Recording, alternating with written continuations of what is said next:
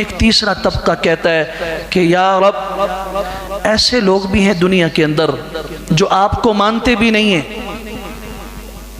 گناہوں کی بات ہی نہیں، وہ کافر ہیں، وہ اللہ کے وجود کے قائل نہیں ہیں، کوئی رب نہیں، ہم کسی اللہ کو نہیں مانتے، وہ اللہ کا انکار کرنے والے ہیں۔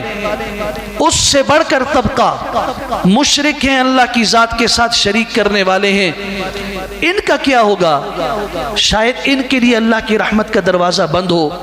اللہ کا قرآن اس کی بھی اصلاح کر کے کہتا ہے نہیں، قل للذین کفروا ان ینتہوا یغفر لہم ما قد سلف، میرے پیغمبر آپ کہہ دیجئے وہ شفقتوں والے، محبتوں والے، امت کے لیے ہمیشہ رحمت کا جذبہ رکھنے والے شفیق پیغمبر کی زبان سے امت کو کہلایا جا رہا ہے، قل فرما دیجئے للذین کفروا، ان لوگوں سے جو کافر ہوئے ہیں، جو مجھے نہیں مانتے، وہ ان کا معاملہ ہے، مگر میں تو ان کا رب ہوں نا۔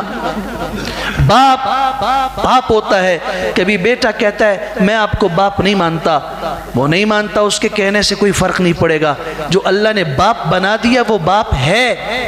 جسے اللہ نے استاد بنا دیا، شاگرد کہے میں اس کا شاگرد نہیں ہوں، اس کے کہنے سے فرق نہیں پڑتا۔ یہ بندہ اللہ کو مانے تب بھی اللہ اس کا رب ہے، یہ اس کو نہ مانے تب بھی اس کا رب اللہ ہے۔ اسی نے اس کو پیدا کیا ہے، اسی نے اس کو زندہ رکھا ہے، وہی اسے رزق دے رہا ہے، وہی اسے عزتیں دے رہا ہے۔ یہ سمجھتا ہے شاید میری عزت دنیا کی کسی وجہ سے ہے، نہیں، رب وہ ہے۔ اللہ فرماتے ہیں میرے وہ بندے، تم نے مجھے نہیں مانا مگر میں تجھے اپنا بندہ مانتا ہوں۔ قل للذین کفروا ان ینتہوا یغفر لہم ما قد سلف، اگر آج بھی تم باز آ جاؤ، صلح کی طرف آ جاؤ، ملنے کی طرف آ جاؤ، آج توبہ کر لو میرے ساتھ، تو یغفر لہم ما قد سلف، تیری 80 سال کے کفر کی زندگی کو ہم بخش دیں گے، معاف کر دیں گے۔ اٹھاؤ سورہ انفال کی آیت نمبر 28۔